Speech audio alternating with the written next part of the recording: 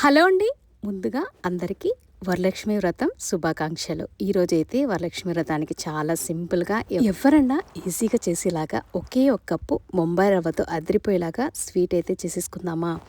ముందుగా ఈ గ్లాస్కి అయితే నేను కొలతలు అయితే తీసుకున్నానండి.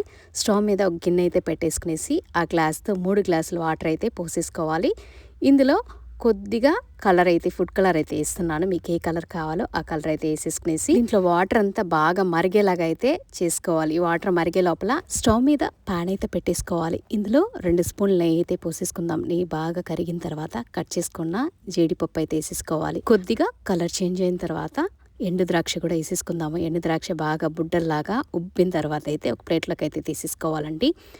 అదే ప్యాన్లోనే ఆయిల్ నెయ్యి ఏమి యాడ్ చేయలేదు. ముందు వేసిన నెయ్యి సరిపోతుంది.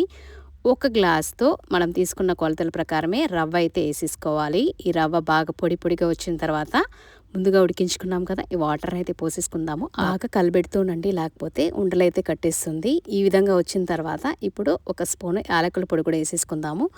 ఇందులో మనకి ఎంత స్వీట్ కావాలో దానికి తగ్గట్టుగా అయితే చక్కెర అయితే వేసేసుకోవాలి. అదే గ్లాస్తోనే 1/4 గ్లాస్ వరకు అయితే చక్కెర అయితే వేస్తున్నాను. చూసారా, చక్కెర వేస్తాను ఎంత పలచగా అయిపోయిందో.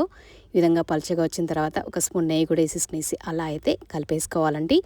అంతే అండి, చూసారు కదా. ఈ విధంగా వచ్చిన వెంటనే స్టవ్ అయితే ఆఫ్ చేసేసుకునేసి మనం ముందుగా ఫ్రై చేసుకున్నాం కదా డ్రై గ్రేప్స్, క్యాష్యూ అయితే వేసుకునేసి అలా కలుపుకున్నారంటే చాలా సింపుల్గా టేస్ట్ అయినా రవ్వ కేసరి అయితే రెడీ అయిపోయింది. వాళ్ళ కేసరి ఎంత తీయగా ఉంటుందో ఆ విధంగానే అందరూ హ్యాపీగా హెల్తీగా ఉండాలని మనస్ఫూర్తిగా దేవుణ్ణి అయితే వేడుకుంటున్నానండి. వీడియో నచ్చితే లైక్ చేసుకోండి. Thanks for watching.